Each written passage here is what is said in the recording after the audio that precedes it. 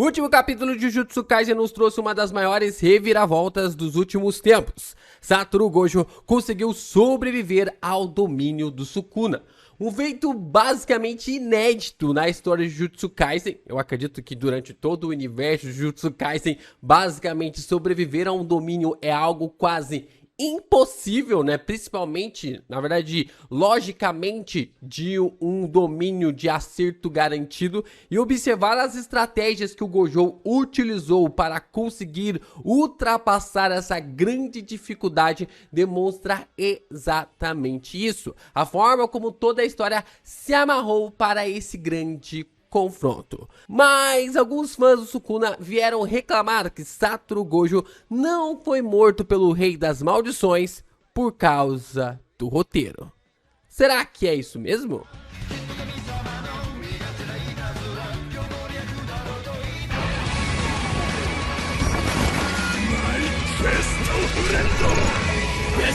Ô Geeks, aqui é o LP e vocês estão no canal do Geek Brasil. Fiquem ligados porque esse vídeo contém spoilers do mangá de Jujutsu Kaisen. Sim, pessoal, vamos aqui então discutir se Satoru Gojo sobreviveu por causa do roteiro, se ele teve os seus méritos, se o Sukuna falhou em alguma coisa ali pra matar ali o personagem. A gente vai debater e detalhar todos os pontos logo depois de você deixar o seu like, se inscreve aqui no canal, ajuda a gente a continuar crescendo cada vez mais aqui na plataforma e compartilha esse vídeo com seus amigos também. E olha só, a gente tá reagindo aos animes da temporada, a gente vai reagir à segunda temporada de Jujutsu Kaisen lá no Reacts do Geek Brasil. Se inscreve, o link tá na descrição desse vídeo. Definitivamente, Satoru Gojo é o maior feiticeiro da era moderna. E isso é a coroa para essa declaração, é ele conseguir sobreviver ao domínio do Rei das Maldições. Todas as estratégias que ele foi conectando e criando ali para conseguir sair vivo no final do capítulo 226 demonstra para nós exatamente esse ponto sobre por que ele é o maior feiticeiro da era moderna. Isso com certeza é um feito histórico para ficar marcado na história dos mangás. Só que, se é um feito histórico, isso também poderia ser um fator roteirístico? Será que Satoru Gojo só ficou vivo por causa que o roteiro desejou? Será que realmente Gege Akutami amarrou todas as pontas para que o personagem ficasse vivo no final das contas? A resposta para isso é claramente um sim.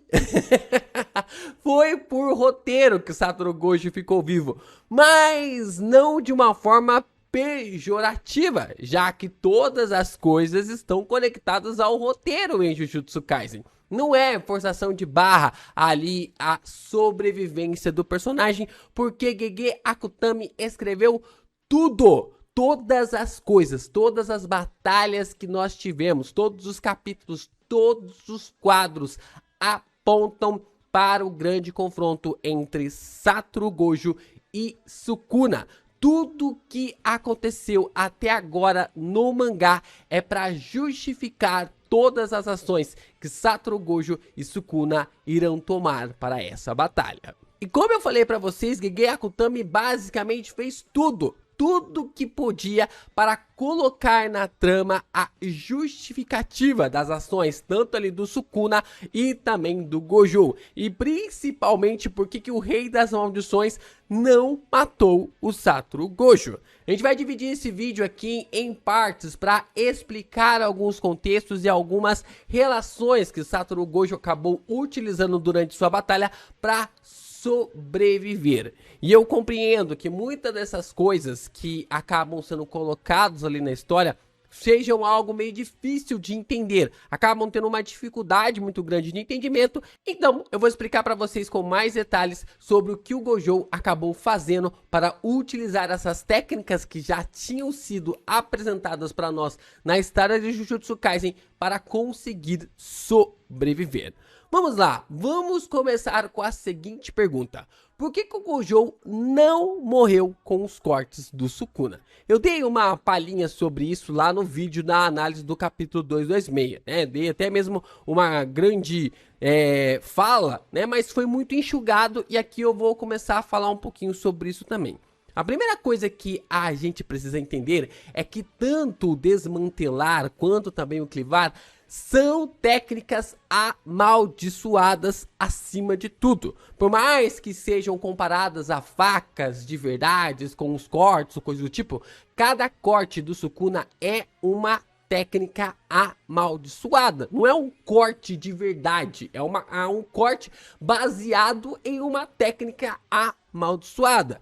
Mas os golpes do Sukuna não são cortes de verdade. São técnicas, são golpes relacionados à energia amaldiçoada e ponto. Por mais que se adaptam à energia ali do feiticeiro e também das maldições quando são utilizadas. Então essa é uma maneira de se pensar ali que muitos fãs acabam confundindo, de que porque a técnica ali do Sukuna é uma técnica de corte, ele pode cortar qualquer coisa por causa do seu poder. Sim, o corte do Sukuna se adapta em qualquer situação, para cada maldição e também para cada feiticeiro. Aí com certeza você deve estar se perguntando, então por que o Clivar não matou o Gojo, já que ele se adapta a qualquer pessoa ou energia amaldiçoada? Vamos lá, se o Clivar consegue se adaptar a qualquer feiticeiro ou a qualquer maldição, isso quer dizer que cada feiticeiro ou maldição possui uma resistência diferente. Agora, imagina a resistência do maior feiticeiro da Era Moderna. Não tá falando sobre Yu, não estamos falando sobre qualquer maldiçãozinha, não. Nós estamos falando do maior feiticeiro da Era Moderna. Essa resistência colocada ali em cada feiticeiro e maldição de uma forma automática não é algo para se quebrar, não é algo fácil ali de se quebrar. E a gente vê isso ocorrendo com o Sukuna duas vezes. Na primeira, ele está derrotando a maldição de grau especial lá nos primeiros capítulos. Ele mesmo até mesmo fala que a maldição acaba sendo derrotada por ele por uma quantidade de energia maior do que ele achava que precisava. Então ele utiliza uma quantidade de energia maior para dar um golpe nela. Ele queria só dar 3 cortes e acabou ocasionando 5 cortes.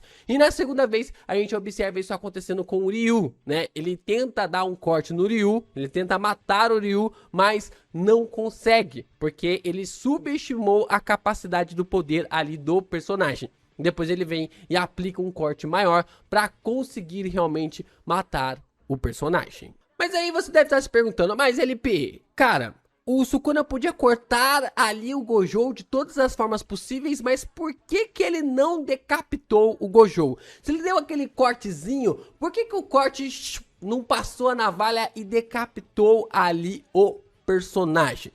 Bom, se a gente voltar lá atrás, lá em Shibuya, a gente vai perceber que o Sukuna não controla os cortes da sua expansão. Ele consegue controlar a área dos cortes da sua expansão. Se o Sukuna controlasse para onde os seus cortes vão através da sua expansão, ele não teria colocado um limite de raio em Shibuya para não acertar o Megumi. Na expansão ali do Sukuna, o que ele faz? Ele abre um raio gigantesco, inclusive até bati aqui no ring light. Ele abre um raio gigantesco e dentro desse raio o seu desmantelar e o seu clivar se ativam de uma forma completamente aleatória. Tudo vira pó, literalmente tudo vira pó. Só que ele não tem controle para onde cada um desses cortes vai. É por isso que ele reduz o raio para não acertar o Megumi. Ele no máximo consegue direcionar o raio e o limite do seu acerto garantido, mas não consegue direcionar os ataques dos seus cortes, o que já é um feito absurdo, né? Ali pro Sukuna isso já ocasiona para nós um efeito absurdo. Então ele não consegue controlar os cortes do seu domínio, ele consegue controlar os seus cortes ali normais, ele consegue direcionar os seus cortes normais, mas ele não consegue direcionar os cortes do seu domínio, porque senão o Megumi não teria sido afetado através da sua expansão. Outro ponto interessante, né, que muita gente tava questionando é sobre o Gojo usar uma quantidade de energia reversa absurda para conseguir se curar. Sim, gente, desde o começo do mangá é falado que o Gojo tem um controle absurdo da sua energia amaldiçoada e recentemente isso foi reforçado tanto pelo Higuruma quanto também pelo Chozo e também ali pelo Hajime. Isso tudo é culpa dos 6 olhos, né, que lhe dá a capacidade de gastar um pingo de sua energia, enquanto outros feiticeiros comuns usam o balde para fazer a mesma técnica, para fazer a mesma coisa. A questão é que o Sukuna é tão cabuloso que por mais que a energia reversa estivesse curando o Gojo, a estamina, a energia que é gasta para dar a capacidade de manipular a energia amaldiçoada, estava sendo desgastada. Então, a mesma coisa que faz com que a pessoa gere ali a energia amaldiçoada estava causando um grande desgaste no Gojo por causa das técnicas do Sukuna. O Sukuna estava conseguindo forçar o Gojo de todas as formas que ele podia contra a parede para acabar com o personagem. E basicamente levou ali o Gojo ao seu domínio simples. E desde quando, né, você deve estar se perguntando, o domínio simples consegue anular a causa e efeito de uma expansão de um domínio? Desde quando? A gente viu as ações de um domínio simples na batalha da Tsukumo contra o Kenjaku, quando a mesma usou um domínio simples para sobreviver ao acerto garantido do Kenjaku, enquanto Tengen destruía o domínio ali do vilão. Ou seja, algo assim já havia sido feito na história e vimos que havia dado certo naquela altura do campeonato. Agora não seria diferente. Então, o domínio simples, ele dá essa capacidade para que a pessoa consiga ganhar um tempo ou até mesmo criar um espaço para sobreviver. É claro que a pessoa precisa ter um plano B, um plano C, um plano D. E na verdade, né, o domínio simples não pode nem ser o plano A ali da pessoa quando ela vai lutar. Tem que ser basicamente um plano de emergência para conseguir sobreviver. E o mais interessante é quando a gente começa a observar que através dos 6 olhos, o Gojo poderia ficar abrindo o domínio simples por muito tempo. Ele poderia ficar abrindo o domínio simples o dia inteiro até fazer sua técnica amaldiçoada voltar. É claro que a cada gap que ele iria sendo extinguido, né, que seu domínio simples fosse extinguido, ele poderia levar um corte fatal. Mas enquanto ele ficasse nessa da sorte para saber onde que os cortes viriam e ativar o domínio simples, ele poderia estar fazendo isso o dia inteiro. A diferença está mais uma vez nos 6 olhos. Diferente da Tsukumo, da Miwa ou até mesmo do Kusakabe, Gojo nasceu abençoado demais com essa redução do gasto do poder através dos seus olhos. E isso é algo que lhe dá uma puta vantagem. E o domínio simples é crucial para isso. Gasta menos estamina para se criar, ou seja, cansa menos e assim o Gojo não se cansaria à toa. Mas é o que faz o personagem ir além. Ele realizou o sonho de todo fã do Sukuna ao pular no colo do Rei das Maldições, porque ele entendeu que naquele ponto era o único lugar onde os cortes não alcançavam. Os cortes não iriam alcançar, o Sukuna não seria louco de mandar cortes pra cima dele. Então basicamente é o único raio na qual a expansão do Sukuna poderia funcionar. E esse era o tempo perfeito para que ele pudesse parar de gastar energia amaldiçoada e concentrasse todo o seu poder na recuperação da sua técnica amaldiçoada. Quando ele faz isso, ele consegue usar o vermelho para conseguir mandar o Sukuna para longe e dessa forma ele consegue escapar do todo o poder do Sukuna e recuperar as suas habilidades novamente, ativando o Mugen. Então o Gojo ele vai colocando peça por peça, lugar e ponto a ponto para entender um pouco mais sobre a sua batalha. Então, como o Sukuna, como eu disse, ele é o rei das adaptações, o Gojo ele é o melhor aluno, ele é o cara que aprende sobre tudo. E ao ver e ao sentir as técnicas do Sukuna em alguns segundos, em alguns momentos, alguns minutos, ele já conseguiu compreender cada ponto na qual ele poderia estar fugindo. Aí vem aquela grande questão que muita gente fez, né? Por que que o Sukuna não está usando as sombras para matar o Gojo? Por que que ele não fez isso? Vamos lá, se você ler o capítulo de uma forma atenta, você vai entender o motivo. Primeiro, para a gente conseguir abranger esse assunto, a gente precisa falar que para sobreviver a um acerto garantido de uma expansão de domínio é quase impossível. Qualquer personagem de Jujutsu Kaisen seria morto, na qual nós observamos o estado de Satoru Gojo no capítulo 226. Qualquer personagem, qualquer. Yuta, Hajime, Hakari, sei lá, qualquer personagem seria morto através dessa expansão. Isso só funcionou por causa do Gojo. Usar as sombras junto com a expansão é apenas queimar energia amaldiçoada. E só lembrando que o controle de energia amaldiçoada do Sukuna é perfeito. O que significa que o Sukuna tem ali um controle absurdo sobre as suas habilidades e ele não gasta energia amaldiçoada à toa, né? Cada ação, cada momento, ele tem um controle absurdo e extremamente refinado sobre o que ele pode despejar a sua energia amaldiçoada. É por isso que ele ficou bravo quando utilizou uma energia maior, uma energia amaldiçoada maior contra a maldição de grau especial e acabou ocasionando 5 cortes quando queria ocasionar apenas 3. O Yuta mesmo disse que a quantidade de energia amaldiçoada do Sukuna é o dobro da dele. Isso porque a quantidade de energia amaldiçoada do Yuta era a maior que nós tínhamos ouvido falar na história de Jujutsu Kaisen. Só que tem uma certa coisa que a gente precisa ter noção. Ter uma quantidade de energia amaldiçoada é diferente de ter uma quantidade de energia amaldiçoada infinita. Usar as sombras naquele momento, usar os poderes ali, poderia fazer com que o Sukuna gastasse uma energia amaldiçoada desnecessária, já que ele estava com a expansão de domínio ativada e a forma de matar o Gojo era naquele momento. Segundo, que o Sukuna, para lutar contra o Gojo, estava usando o domínio amplificado, ou seja, existe uma forma de troca. Ele acabou trocando ali as suas técnicas para conseguir amplificar o seu domínio. A técnica de amplificação de domínio em Jujutsu Kaisen permite o usuário de aumentar a sua energia amaldiçoada, tornando-se semelhante a um domínio. Isso melhora a eficácia de sua própria técnica e pode neutralizar as técnicas amaldiçoadas do seu oponente.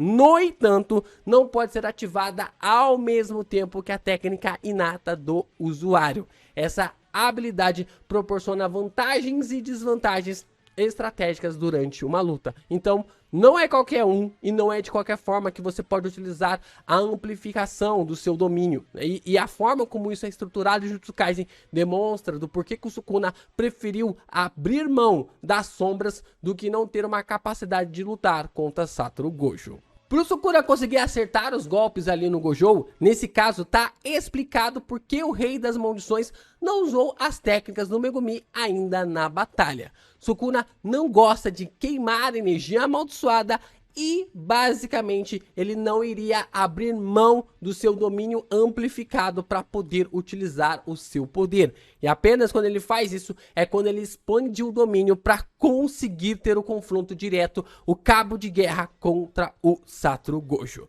Mas vem a grande pergunta, né? Vem aí a grande pergunta sobre o que muita gente fez também durante o vídeo, curar a técnica amaldiçoada com energia reversa nunca foi usado na obra. Por que só agora e por que só com o Satoru Gojo? Sim, eu acho que essa é a parte mais complicada de tentar justificar, mas vamos lá, né? Vamos lá.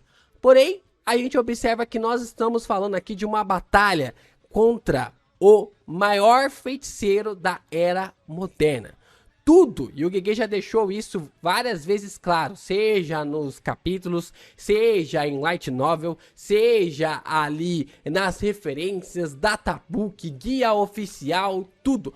Tudo que Gojo põe na cabeça, ele aprende.